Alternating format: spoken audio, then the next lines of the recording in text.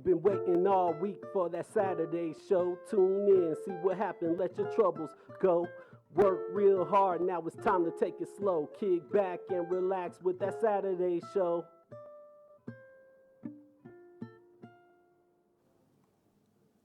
Good morning, Albuquerque, and welcome to another episode of That Saturday Show. We've got an interesting and exciting lineup for you today.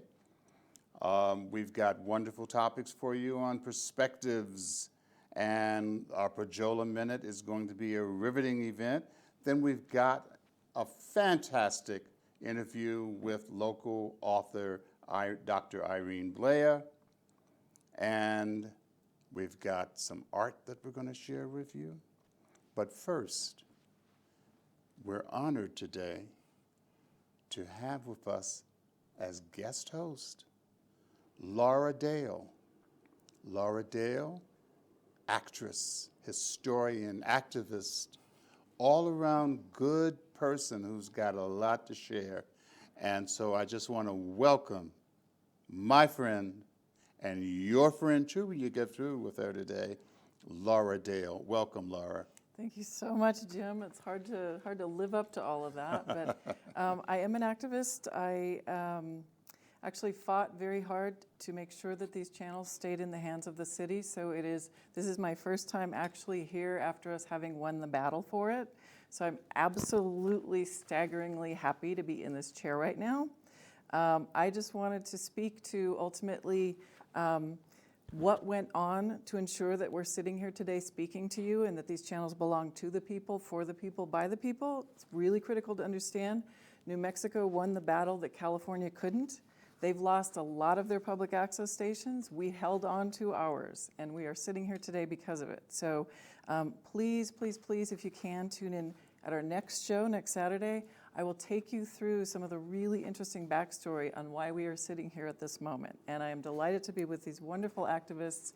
One of the things that is so endearing about Albuquerque is that we have some phenomenal people like Tom, people like Jim, people like Steve who have fought really, really hard in their various niches to protect the rights of their fellow men and women. So I'm just really excited to hear all the updates on what we've got going on, but please, please, please do check in next week so you can find out the amazing backstory on public access here in Albuquerque. All right, Lara, thanks so much for joining us. You all remember Standing Rock and all the battles that were fought over, the pipelines and all that nonsense that went on out there? Well, an activist by the name of Steve Martinez is a water protector out at Standing Rock.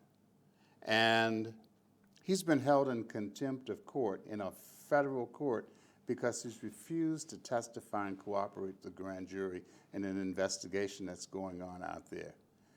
This is the heavy hand of the law that is something we've got to keep pushing back against. He's being held for 15 months, fined $50 a day for every day that he's there, and he's been told that his attorneys, who are from New York and from San Francisco, are going to have to come back every time the grand jury convenes and Steve is brought before them to explain why Steve is not testifying. That's our government at work. Keep that in mind. The Civil War, and you've heard me talk about this before, the Civil War has never ended. The latest chapter is called The Golden Calf, where people in Orlando, Florida bowed and genuflected, got excited about the golden calf with the face of Agent Orange.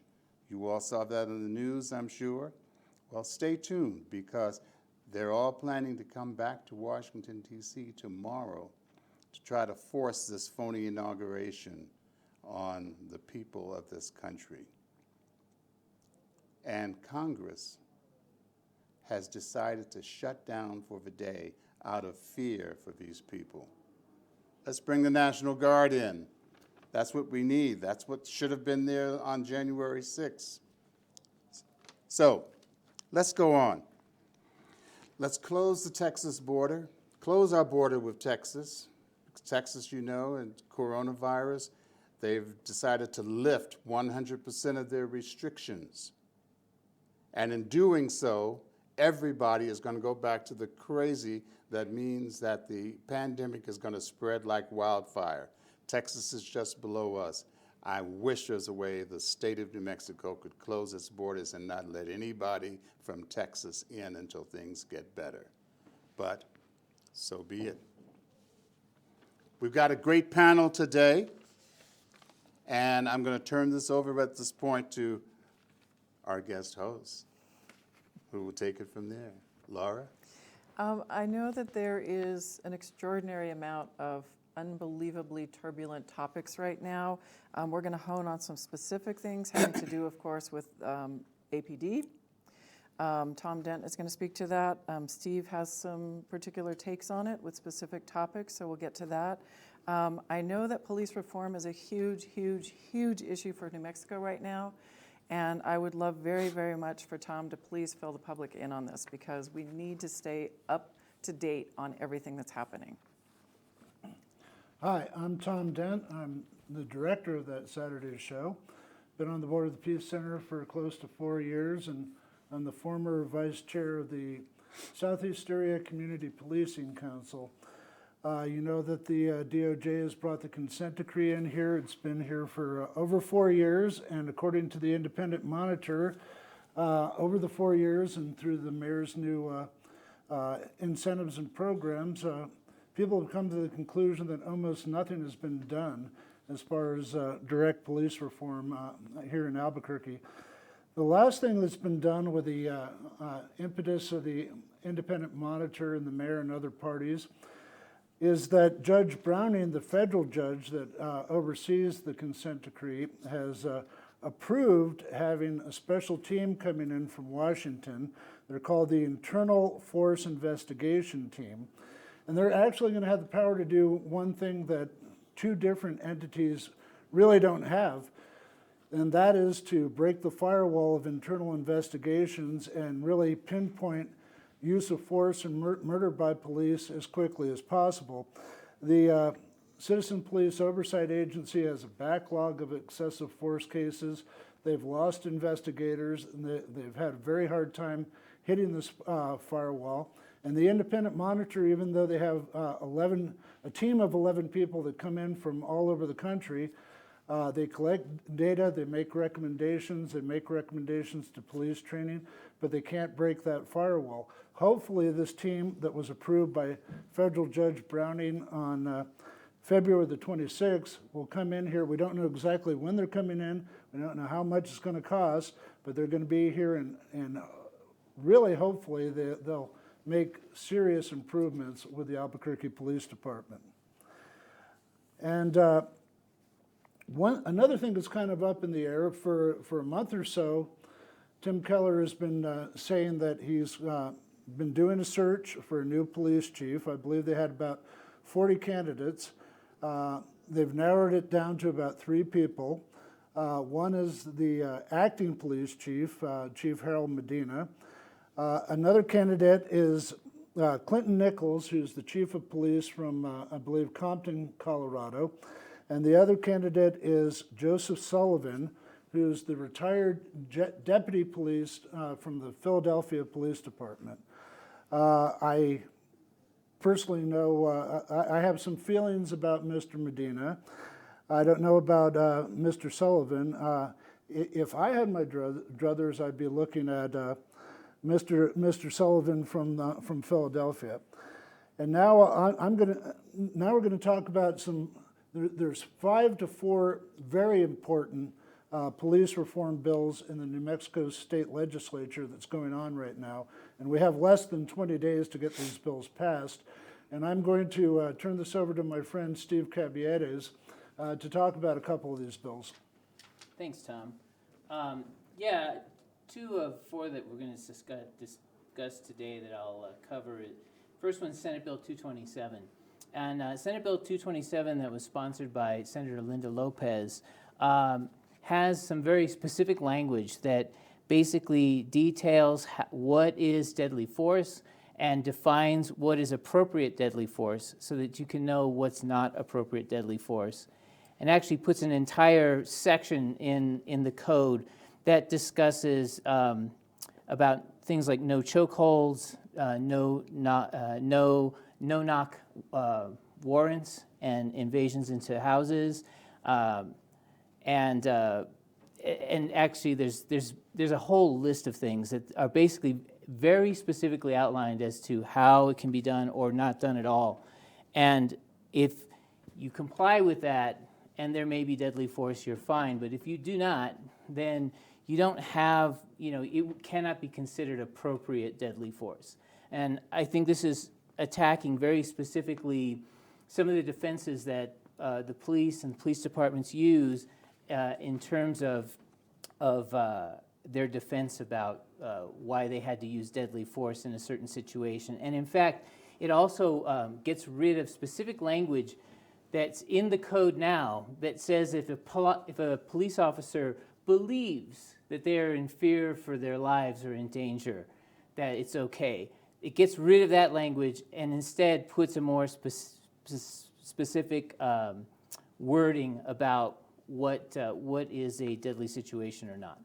So this bill is, like I said, it's very specific, and it's currently in the Senate Judiciary Committee, which is the second committee of the two that's been referred to. Hopefully it gets through that soon and would go on to the Senate floor, because it still has to go through the entire House. Then the other one is House Bill 254 by Patricia Roybal Caballero, and it requires all officers to report all uses of force to the DA within 24 hours of the incident occurring, and that the DA has to assign at least 2 people to investigate the report. And also it specifically says that the Attorney General will take over if the District Attorney's Office does not want to pursue the investigation. And so I'm not certain, and maybe Tom, you can help me with this, but I'm feeling like this came in because even like this last summer when we had the monument incident, and there was some confusion as to like maybe if the DA should be taking this on or not, or what, or how much. And I think this just spells it out a little bit more specifically. Well, I think people thought the DA was a little lax in his duty with the Ornate statue. He took the report straight from APD. They neglected a lot of evidence and video, and the state police had to take over. And so I think, yeah, this does address that. And the other bill also has APD step down in the use of rubber bullets and tasers and flashbang grenades as a means of violent force to try to de-escalate the situation by any means possible. Right. And so this bill's is in the House Judiciary Committee with no recommendation right now. It also needs to get through this one more committee before going to the floor, and then it has to go all the way through the Senate as well. The only thing that's a little bit disturbing to me about these 2 bills is I love the content of the bill. It's the timing of what's going on. At the time that this show airs, we're going to have like 10 days or less for the legislature to convene, or not convene, but to wrap up. And I worry that there may not be enough time to get this through. And the other thing that upsets me is some of these bills were, if not pre-filed, were filed in the first couple days of this 60-day session.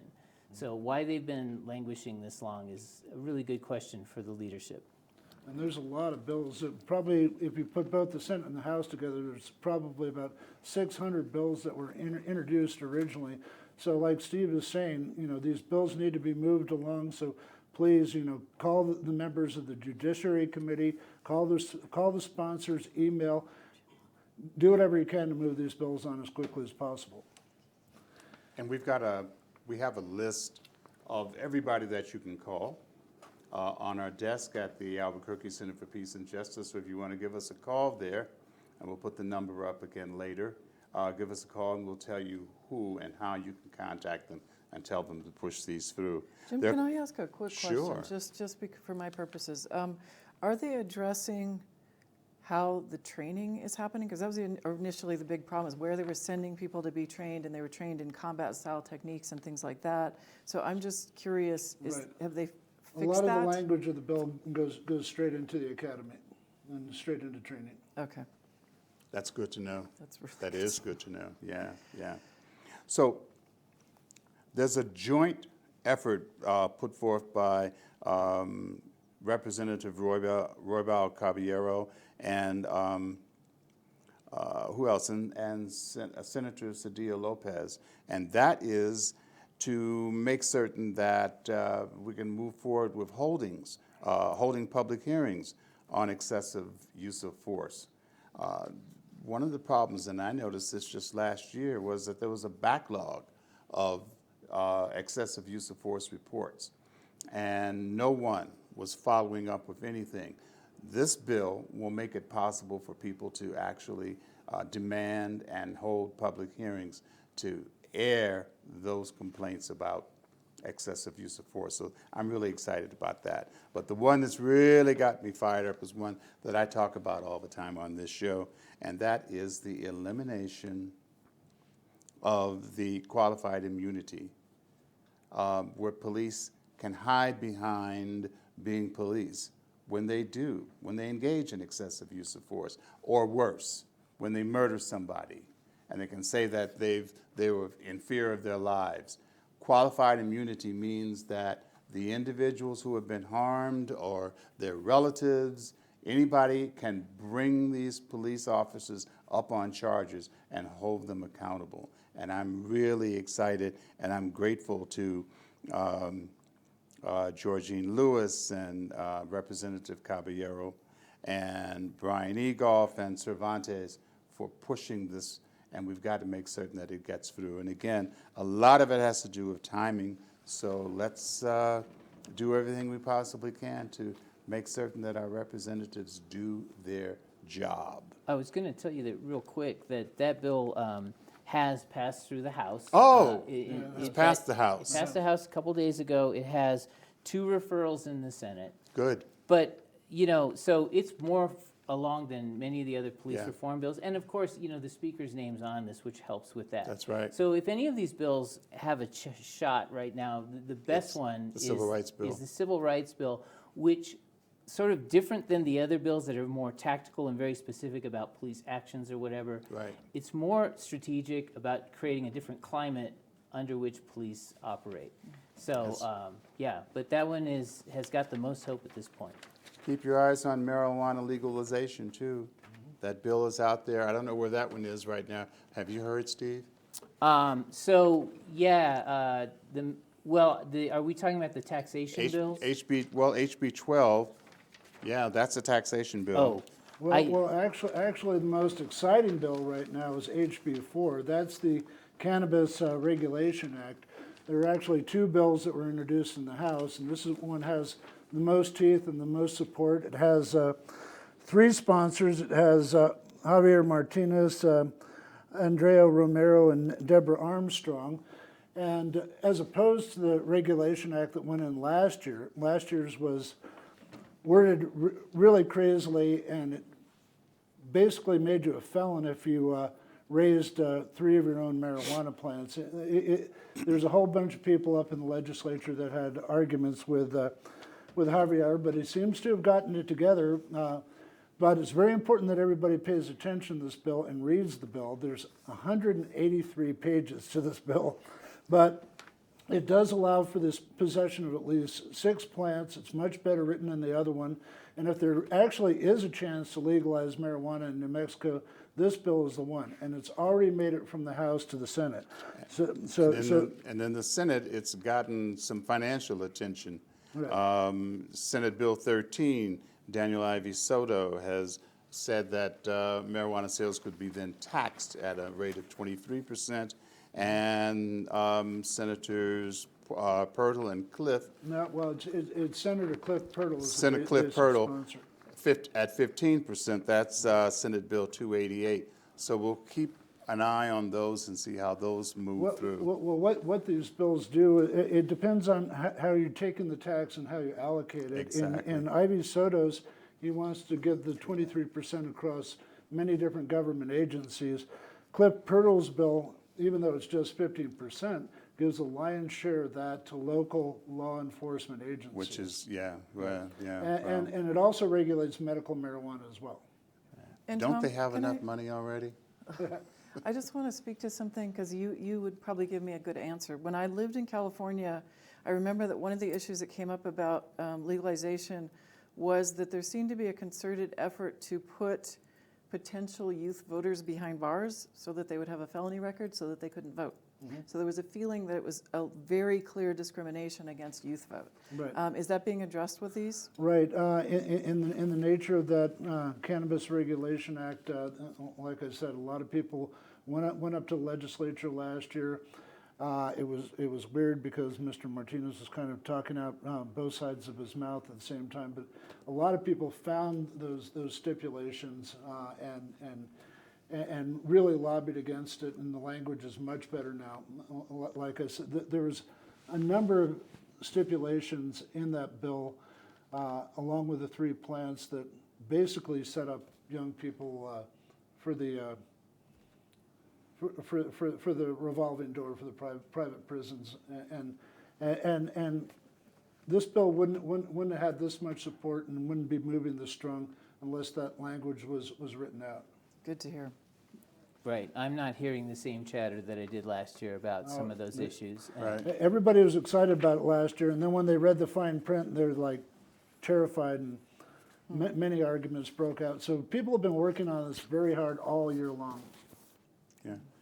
So just so you know, and I've mentioned this before too, the mayor's race has not been declared yet, but looming out there is someone that we should all be very fearful of, and that's the Bernalillo County Sheriff, Manny Gonzalez, who's been pushed and is being pushed as a possible candidate for mayor. And we've got a few right-wing institutions in this town, Legacy and Calvary, who are really pushing to get Manny Gonzalez in as the mayor. It would be the worst thing that could happen to the city of Albuquerque if that happened. So we're going to be discussing as time goes on how we create a firewall to make certain that this just does not happen.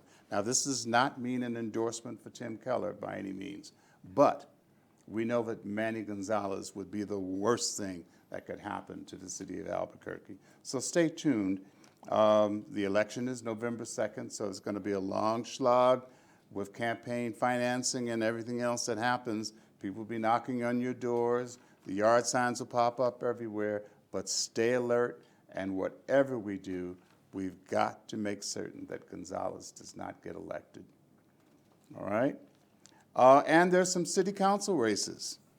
City council races. The city council operates on alternate terms, and right now we've got City Councilor Lance Sena, who has declared for another term, and we've got Councilor Pena, who's also declared, and Cynthia Borrego.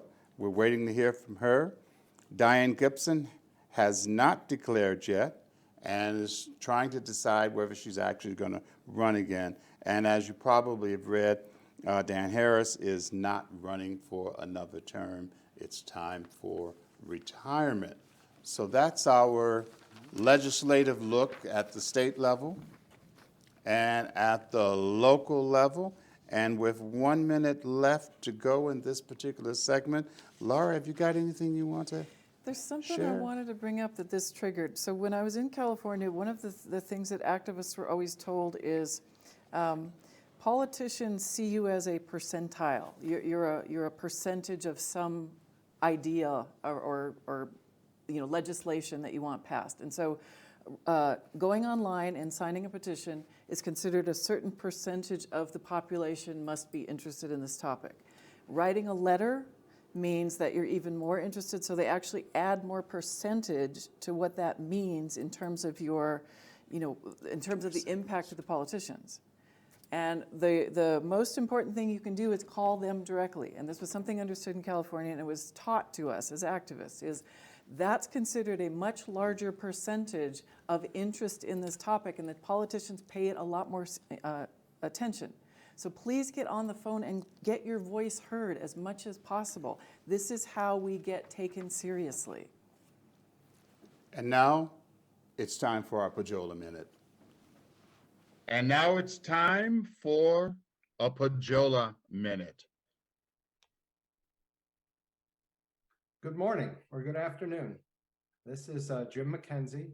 I'm co-coordinator of 350 New Mexico, a chapter of the international environmental organization 350.org.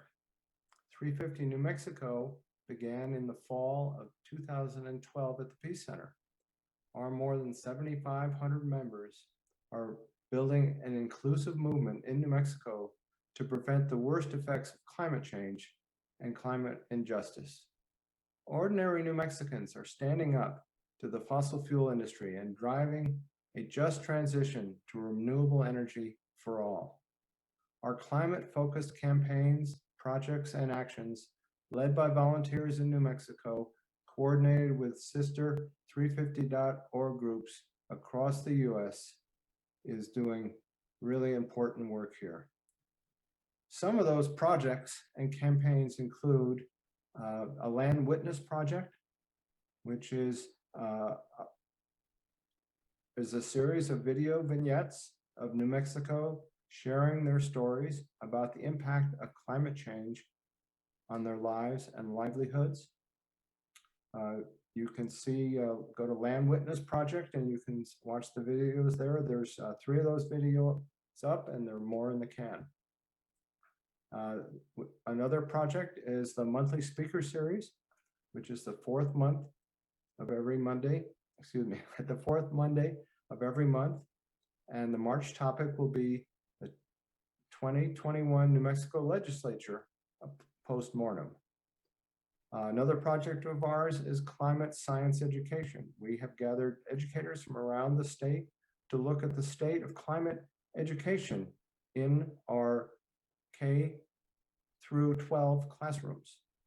Another project is we're deeply involved in drafting the new state methane regulations, which should take New Mexico from being absolutely at the bottom of state methane regulations in the country to up near the top.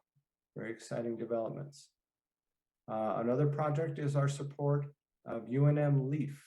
For those of you who haven't heard of it, LEAF stands for Leaders for Environmental Action and Foresight, and they are working on a divestment campaign to divest the UNM endowment from fossil fuels.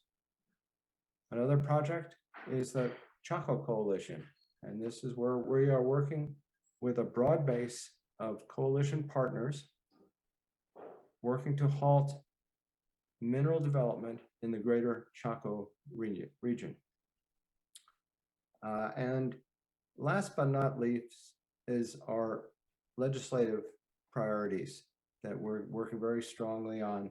We work year-round on these, but during the legislative session in Santa Fe, we have a particularly strong focus there. We work on climate and energy bills, and we have a focus on rural advocacy bills. And this year, we are part of the coalition that's trying to pass the new Green Amendment. So that's a quick thumbnail of 350 New Mexico and what we're up to. If you'd like to join us, you can see us at 350nm.org or 350newmexico.org on the World Wide Web. We're also on Facebook and Twitter. You can join us. We'd love to have you, and thank you very much. We're back at That Saturday Show, and we have a very special treat for you today. And that is that we'll be talking with Dr. Irene Blea. Dr. Blea is a New Mexico native with a PhD in sociology from the University of Colorado in Boulder. She's the author of 7, count them, 7 Chicano studies textbooks, also used in sociology of race relations classes. She's authored over 30 articles, 4 poetry chapbooks, and 4 novels. Her most recent novel, Beneath the Supermoon, has been received with great success and is the 3rd in her Susanna trilogy. Great series, too. The first 2 books are titled Susanna and the Poor People's Flowers, and then Daughters of the West Mesa, based on the discovery of 11 women and an unborn fetus found buried west of Albuquerque. This is a true story, and was selected Best of Albuquerque in 2015, the Albuquerque ABQ, the magazine. It's been instrumental in keeping the unsolved serial killing in the public eye. Sales of the book continue to increase because of the nature of its subject.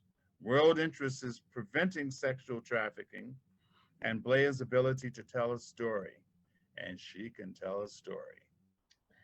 She writes daily, maintains a strong online presence via a blog, Facebook, and is a featured speaker at conferences, universities, and annual meetings. And I might add, she's also a featured speaker at many writers' classes. I know that to be true. Welcome, Irene Blea. Thank you. Thank you, Dr. Harvey.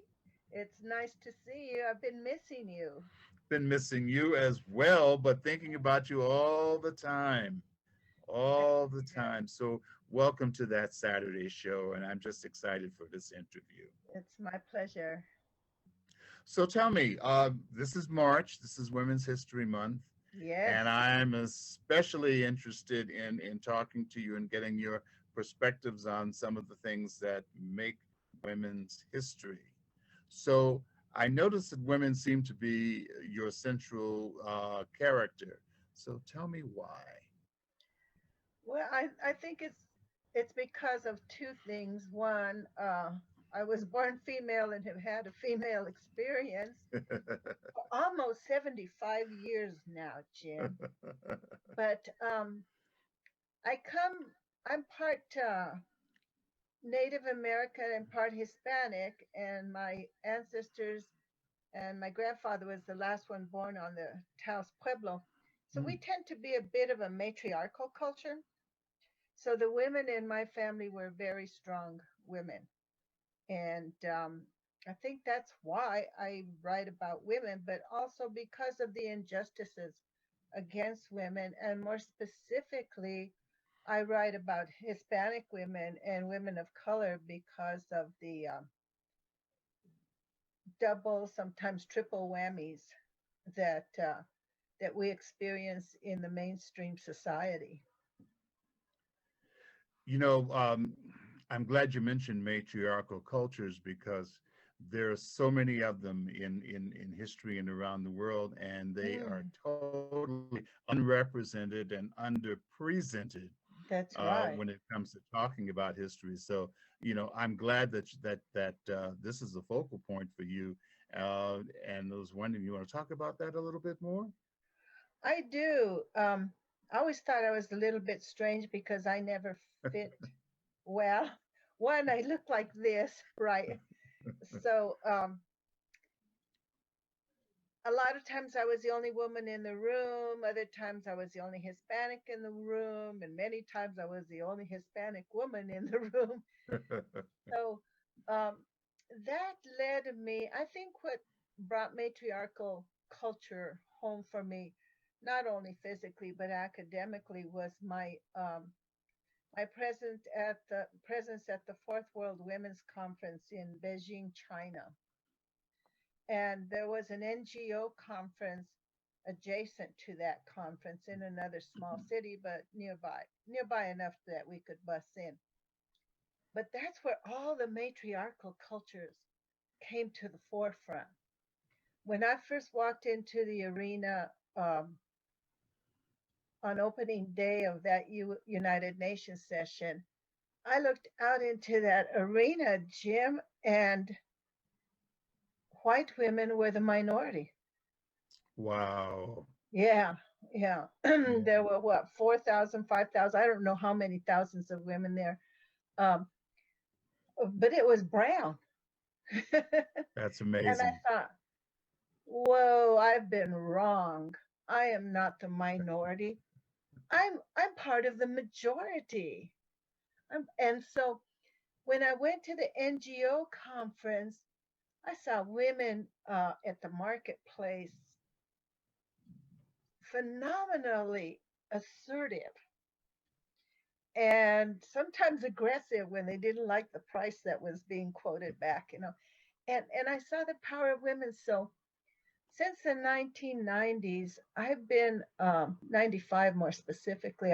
Actually, I wrote one of my books, The Feminization of Racism, pretty much while I was in China, reflecting on all the issues that I saw addressed at the conference.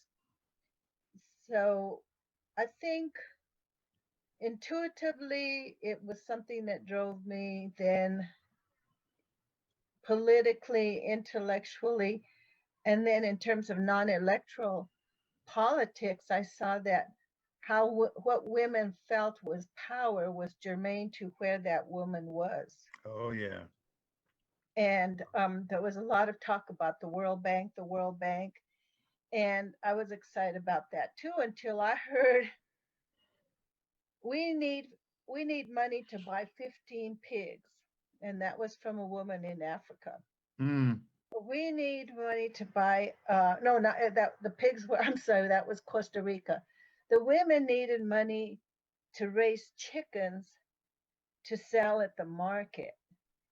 And so the idea of the World Bank went from this, what I had visualized as a highly capitalistic institution, to something that was very hands on.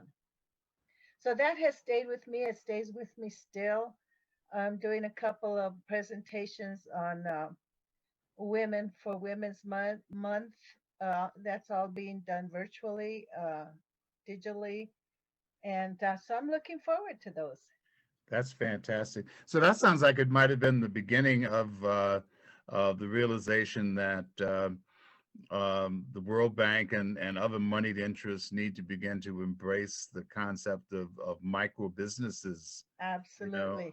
and that's such an incredible thing. And if you look around the world today, many of the micro businesses that exist and that are most successful are those that have been started and are run by women. And I think that that's a phenomenal Yeah. as well. Yeah. Yeah. Yeah. Yeah. So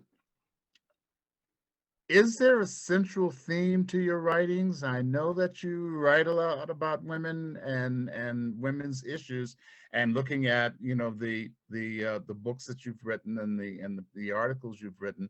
I know there's a lot there, but is there a prevailing central theme in your writings? I didn't realize this until I somebody else critiques your work, you know, and then you learn some things about yourself. But I think the central theme is justice. It has been such in my textbooks, in that I felt it was unjust that Mexican American students in Chicano studies did not have textbooks, and now we're going way back to 1980, did Mm, not have textbooks from which few professors could teach. And so I wrote the first book primarily to get a textbook into the hands of my students so I wouldn't have to teach from those badly mimeographed purple sheets that got stuff all over your hands and smell oh, terrible. yuck, Yeah. right? Uh, so that's how I started writing textbooks. And then I had to teach a class on La Chicana, and there was no textbook for that. So I later used my syllabus as the outline for my textbook. So I was teaching the class and then saving the syllabus and turning those into textbooks, because there was one or two written by men via a female voice and a perspective that was highly female, and to a great degree excluded women. So that's why I wrote. And so it's always been about justice in terms of my academics. But after I retired, I had a contract to write another textbook. And quite frankly, I did not want to generate tables of contents and indexes and go back into the library for hours on end. So I decided to write, I turned down that contract. I couldn't believe I did that. Mhm. Um, but I decided to write my family stories. So that's when I focused on the women of my family. In fact, my first three novels, which is the Susanna trilogy, are based on my Aunt Susanna, my father's sister. That's wonderful. And that's about justice too, Yeah, yeah. because as the trilogy proceeds, she gets older. In the third book, she's already a senior citizen. So it's it's quite an injustice how senior women of color get cast to the side even Mm, by younger mm, people.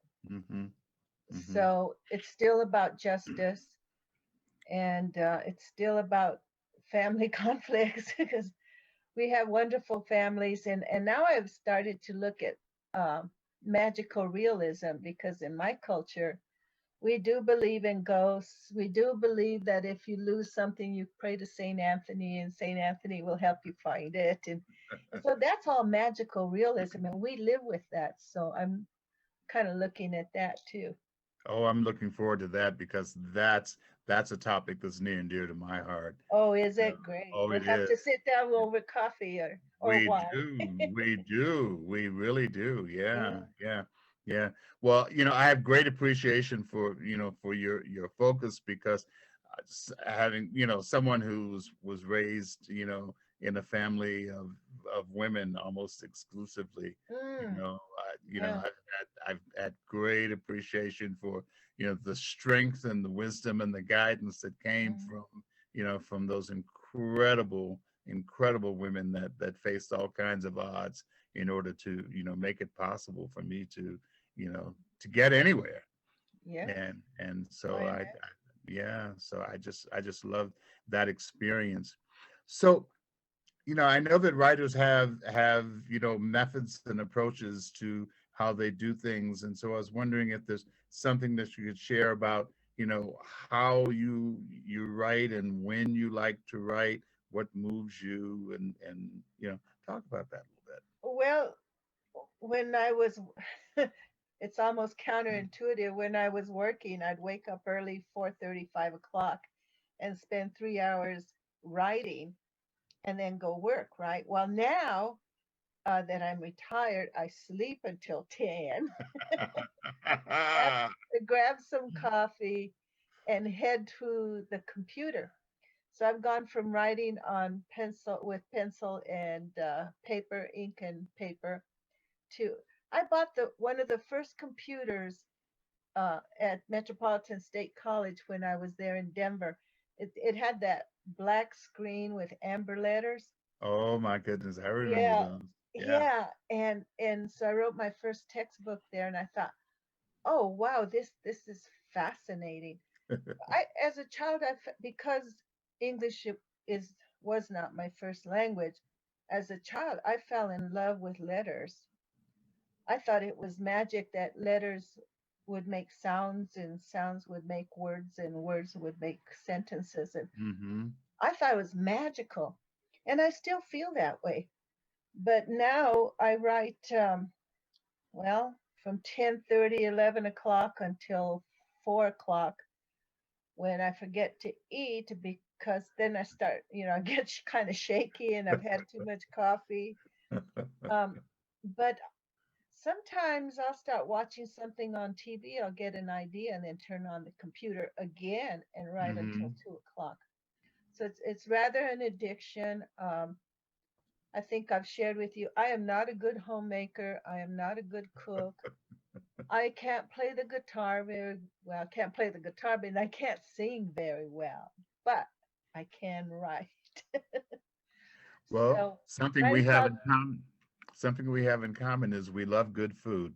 Oh, don't you know it? Oh, I'm dying for us to get together with the Yeah, Ingersolls and Hassani and just have wine and lots of food. that's it. We've got Yeah, to do that. We and have to. spend hours doing it and get loud the way we do. That's it. That's Yeah, it. got to That get loud. I look forward to the time we can definitely do that. Yeah. So I've got a couple minutes left, and I just Okay. wanted to ask you, do you have a work in progress? Well, I just finished my autobiography, and I've been picking on you. I know, I'm still working on it. You know what I'm going to say. Oh yeah, I'm still working You on it. got to write that book because you got a great book in you, Oh yeah. and the sooner the better. And if I have to go and sit next to you, I will. But Come I'm on. dying to read that book. Yeah. But I just finished my autobiography, and I don't have a publisher for it. Unfortunately, my publisher passed away a couple of Oh, weeks ago, so I oh. don't have a publisher for it. Um, and I'm also refreshing some old work that I did on the Santa Fe Trail, Mm, where I've discovered some interesting women, Hispanic women, of course, but African American women, and how they came down the trail very frequently as slaves and personal maids, but um, they were at Bent's Fort. Charlotte Green was very well known for her mm, food, and those mountain men would come from miles around to right. eat Charlotte Green's food because they were sick of their own cooking. And she was very well known for liking to go to the fandangos and dance. She'd dance Yeah. all night. And then there are Buffalo Soldiers, of course, Cafe Williams, who was a Buffalo Soldier. And there are women who have, to this very day, yet to be given names. And I think some of them might have just lived out their lives kind of nameless to mainstream society and didn't get documented. And that's very sad for me. But Mm, I'm revisiting that work and trying to bring back some of the women. Recently, I was part of a Zoom set. I was not I didn't speak at a Zoom session. I just attended it on Blackdom and asked questions about the women and received very good answers. So that's I just want to lay that out, not so much for myself, but I think it would be nice to get a master's or PhD student to maybe follow up on those women and turn that into a dissertation or a thesis. So that's good. that's what's going on. I wish I had known about the Blackton piece because we could have collaborated. I just did a presentation for East New Mexico University, and Blackton was a part of Oh, my webinar that I did for them for Black History Month. oh, is it on And YouTube? I need to ask them if they put it Huh. up on YouTube. Yeah, I got, I got some good comments from people there, but yeah, but to be able to zero in on the women would have been, a really exciting angle that yeah, I was only yeah. able to touch on. That's it. And there's not very much information No, either. it's not. That's There's the not. other thing. Yeah. Right. We've got to keep digging. Yeah. Got to keep digging. Gotta keep. So our guest today was Dr. Irene Blea, my friend, my colleague, my inspiration. You're And, mine.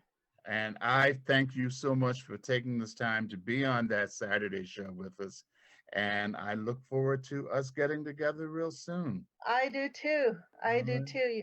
You take care of yourself. I know you're Eh, doing wonderful things for our community. I'm trying my best, but you take care because you're a part of that community and we Thank need you. you. Thanks Thank so you. much again. You're most welcome. All right. Blessings. Blessings, Jim. Blessings to you. Thank you. So it's that season again. Time for exciting, vibrant art at the Albuquerque Center for Peace and Justice in our exhibit hall. This month and next month, that's March and April, we're featuring the vibrant art of local artist Bobby J. Jones.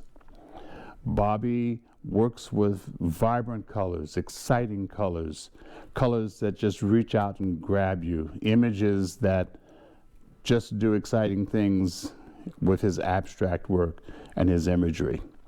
My favorite is the one that's right here. It's called La Luna. I love it because Bobby has reached in and used exciting colors like purples and silvers and dark blues, hues that just speak to the night. There's a remarkable exhibit here.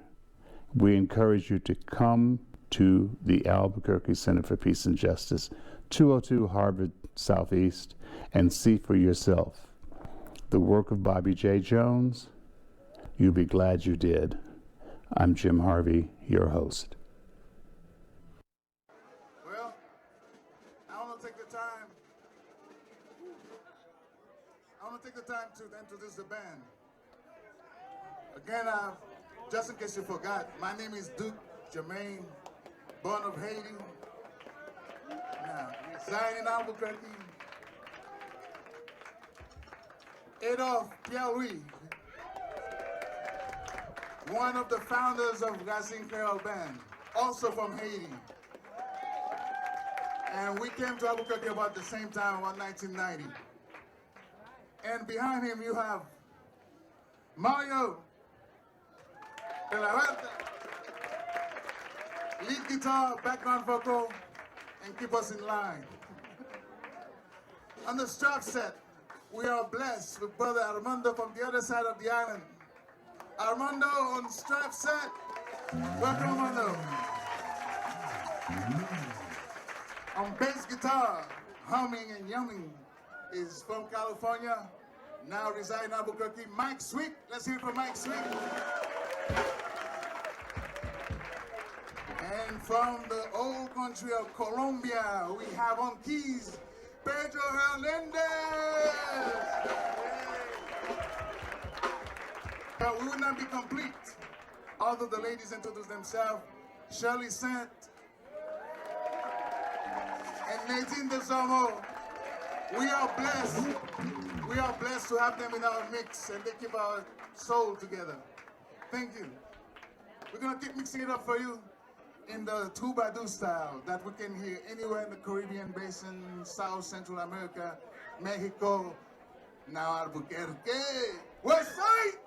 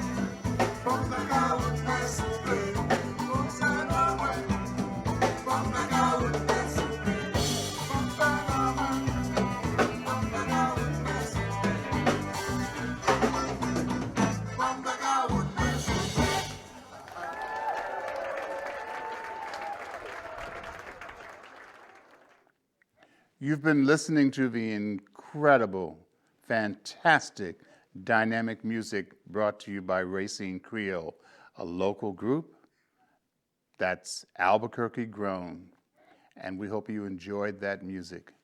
It's our intention here at the Albuquerque Center for Peace and Justice to bring you insightful, educational, and informative discussions, but also make certain that you leave with some good entertainment.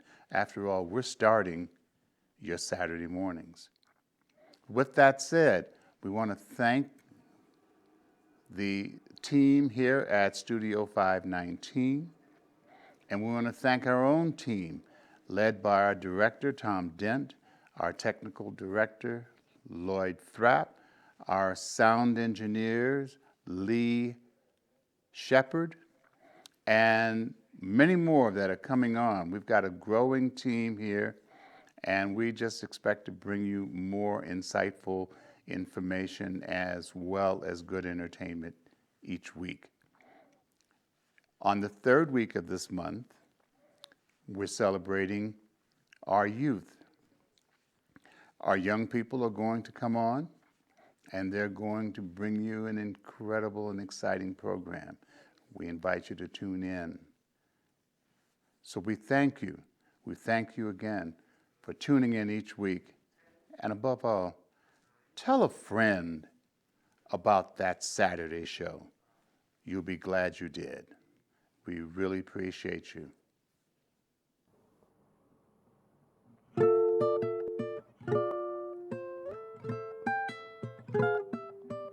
Until the next time, it's time to say goodbye. When you out here in the streets, keep it real, 505. We love everybody, we just want to let you know. Thanks for tuning in to that Saturday show.